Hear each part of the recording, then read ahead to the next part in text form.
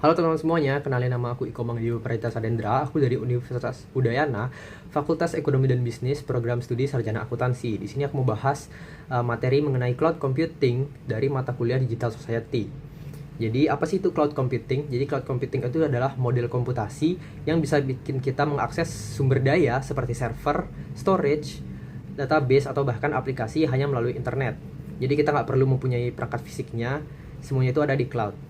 Contoh cloud yang kita sering gunakan sehari-hari itu misalnya seperti kita mengupload file di Google Drive, streaming lagu di Spotify, atau streaming film di Netflix.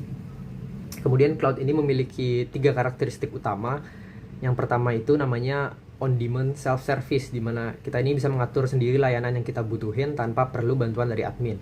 Lalu yang kedua, karakteristik yang kedua yaitu rapid elasticity, di mana server cloud ini bisa disesuaikan dengan tren dari aplikasi tersebut. Misalnya ketika trennya sedang ramai atau naik, maka servernya bisa lebih besar, dan ketika trennya sudah turun, servernya bisa lebih mengecil. Lalu yang ketiga yaitu karakteristiknya adalah measure service, di mana di sini kita cuma bayar sesuai apa yang kita pakai saja.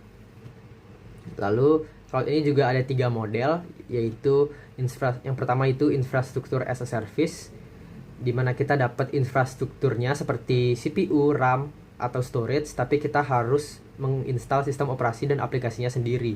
Contohnya seperti Amazon. Lalu yang kedua ada model platform as a service, di mana di sini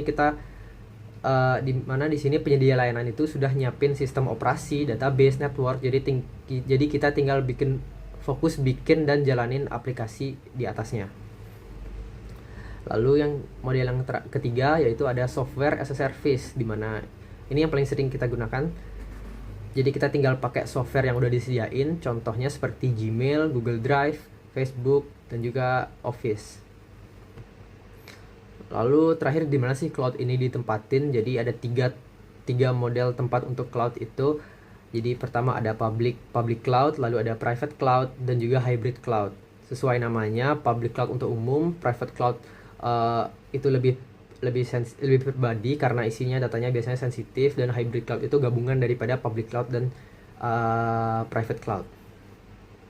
Nah, jadi intinya itu cloud computing itu membuat teknologi yang membuat kita menjadi lebih fleksibel supaya kita nggak perlu investasi pada hardware dan kita bisa berfokus untuk hal yang lebih penting. Jadi sekian pemaparan materi untuk materi cloud computing kali ini. Sampai jumpa di video berikutnya. Bye bye.